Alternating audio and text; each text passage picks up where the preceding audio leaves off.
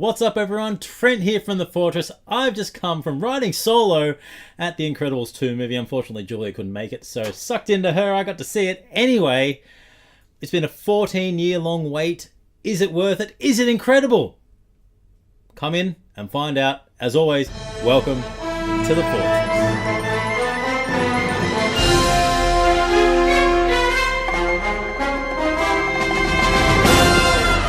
So, director Brad Bird and the original cast are all back for the sequel, and no caps again.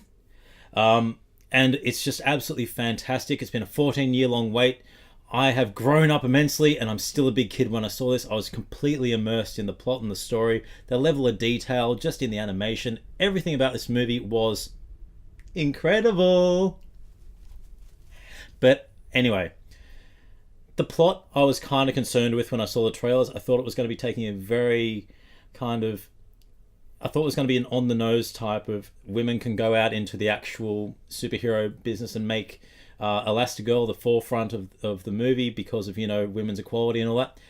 No, and whilst that would have been acceptable, it didn't go that past, so it wasn't on the nose. The way it was done, it was really, really good. They wanted Elastigirl to be at the forefront of the superhero movement because the supers are still illegal, because she's the one most likely to do the least amount of property damage, as opposed to Mr. Incredible and Frozone.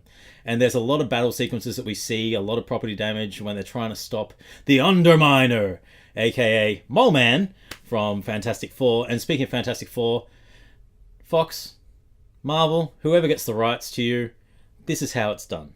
This is the Fantastic Four movie we are not getting. But anyway, I digress. The level of detail in the fight scenes, really well done. Underminer doesn't play a big role. He plays a secondary role to the main villain, which is the Screenslaver. And that's controlling all these different people, making them do things that they're hypnotized by looking at a screen. It's kind of like a commentary on how we look at our phones and we're hypnotized by everything on the phones. But anyway, that's a moot point. So we see Elastigirl go up against this Screenslaver. A whole lot of different things come into it. And while she's going against Screenslaver, we're back and we see Mr. Incredible being a stay-at-home dad.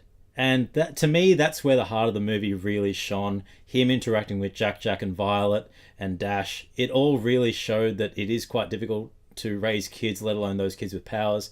Jack and Violet, to me, were the two stars of the movie. Violet is showing the typical adolescent girl going through a dating phase where things happen and the parents embarrass them. And Jack is just being all super cute, developing his powers, and all these different funny events happen from it. So I was really, really happy just with how they built the family dynamic. And that's ultimately what this movie's about. It's about growing as a family, how they interact as a family. As soon as one tries to do one thing by themselves, you see that fall apart and it all comes back to the whole. They all work together really well. Another standout character, Samuel L. Jackson back as Frozone. He wasn't in the movie as much as I wanted, but when he was there, he had his presence. We got the super suit question kind of thing again, and his wife in the background. We didn't see her, but she's still knocking at him. And yeah, all the original cast was there. Adina, once again, was great. I had a personal connection with Adina. She doesn't like kids, nor does she want kids. A woman after my own heart. And then she saw Jack and melted, and I was like, oh my god, darling, I need to look after this baby. But yeah, I really enjoyed the movie. It was fun. It was fantastic. It was a really good sequel. It doesn't diminish from the original movie at all. And it does start instantaneously straight from the ending of the first one. So you get that kind of continuity. And I was really happy with how it ends. And it does set up kind of for another sequel if they choose to do it. But even if they don't, this is a perfect send-off for The Incredibles. The animation in this movie was immaculate. You get to see all of the detail in every super suit. Elastigirl gets a new suit. It's really metallic and that really shines on the screen, and it gets all this little intricate detail about the threading, and you see where they've got this hidden camera in that's recording all these battles. Just everything about it was great. The water looked really good when they're out on the boat, the yacht, whatever you want to call it. Just, it was amazing to look at. And I saw it in 3D, and the 3D didn't actually detract from it at all. It actually added to it, which is a first. So I would highly recommend trying it out in 3D if you're a 3D person, because the way they rendered the animation, there was no awkward clunkiness as you'd normally get with a live action movie.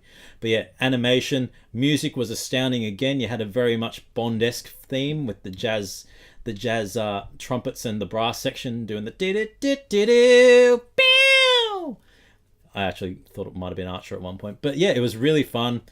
Cannot fault this movie at all. Highly recommend it. It gets a perfect 10 from me, and I'm quite critical. I was going to be very critical of this movie, but I was blown away by it. I can't wait to watch it 2 or 3 more times. Anyways, well done, Disney. You did a great job. Can't wait to wait 14 years for the next one. Anyways, I'm Trent. Like and subscribe. Leave a comment in the channel what you thought of the movie, what you think of the review, what surprised you about the movie. And as always, you're watching The Fortress.